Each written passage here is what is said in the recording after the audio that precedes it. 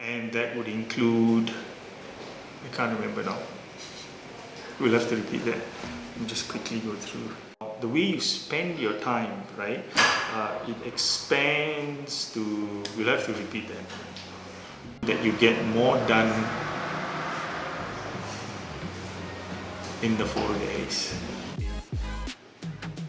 I don't want to say, I don't want to.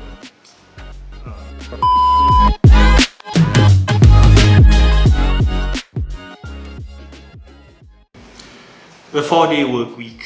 How did this start in the first place? I don't think there's any one person who's introduced the idea of a 4-day work week, but rather it's been an evolution of sorts. So, back before the time of Henry Ford, people generally worked 6 days a week. In fact, when I was young in Malaysia, my dad worked 6 days. And I think it was Henry Ford who made it a 5-day work week, reducing the work week by 1 day. And then over time, other people have come about and have been suggesting that productivity can be increased by reducing the number of days or reducing the number of hours. I think it was President Nixon who did promise Americans at one time, that was when he was vice president, that Americans would have a 4-day work week at some point in time.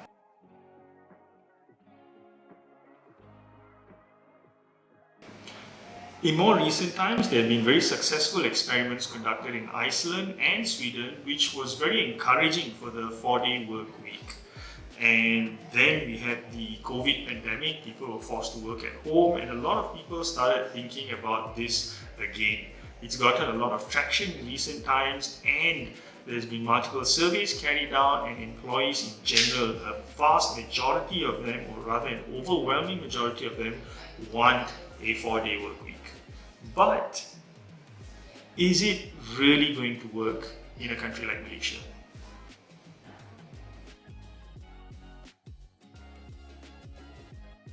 So, bottom line, a lot of people want the 4-day work week, but does it really work? That is, to date, inconclusive. So there's a lot of arguments for. There have been experiments conducted that seem to suggest a 4-day work week will improve productivity, but it's not conclusive because there are arguments that go the other way as well that says productivity actually drops over time. So there have been some experiments conducted more long term. I think there was one where participants were asked to whether they would like to work a 4-day work week. They said yes, overwhelming response for yes initially. Then after 25 months of doing a 4-day work week, when they were asked again, that number dropped to less than 50%. I think there are lots of issues that need to be looked at in a 4-day work week that goes beyond just the novelty of the idea. In my opinion, the idea that one can work 4 days, right, is appealing. I mean, the path of least resistance, right? Everyone wants to have the easiest way of, the easiest framework to work. But once the novelty wears off, will we really be satisfied with a 4-day work week? And a lot of experiments seem to suggest otherwise.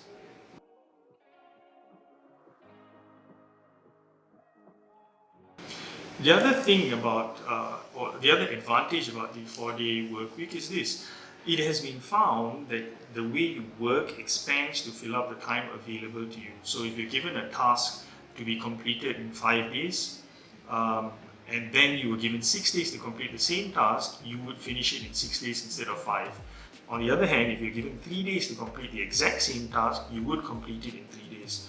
So all of us, because we're not at our most productive most of the time, the amount of time that we're going to spend on a task, it expands with the time given to us.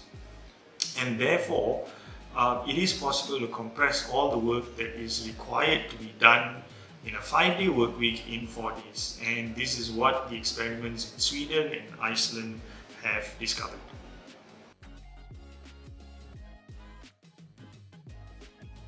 can the 4-day work week work in Malaysia?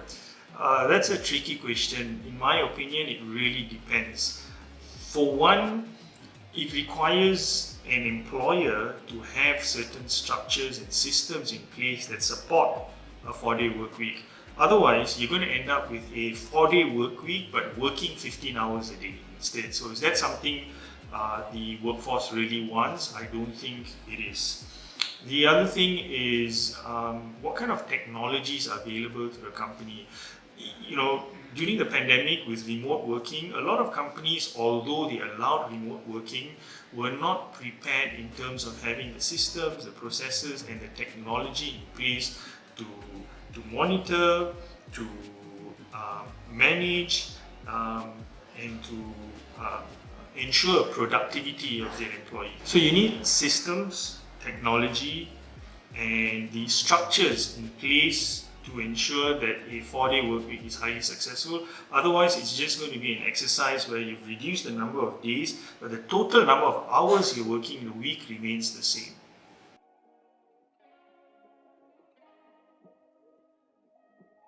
So in summary, a 4-day work week sounds sexy. And some experiments have been done to support the idea of a 4-day work week, but other experiments say when the novelty of it all has faded, it's going to be the same. We're going to just go back to not feeling satisfied with even a 4-day work week. So where do you draw the line? I mean, 80 years ago in the US, people were working 6-day work weeks, and then it got down to 5. Today we're talking about 4 because people don't want to work 5-day work weeks. Would we be talking about 3-day work weeks in the future? At some point, a line has to be drawn, and I think we don't know yet conclusively where that line stands.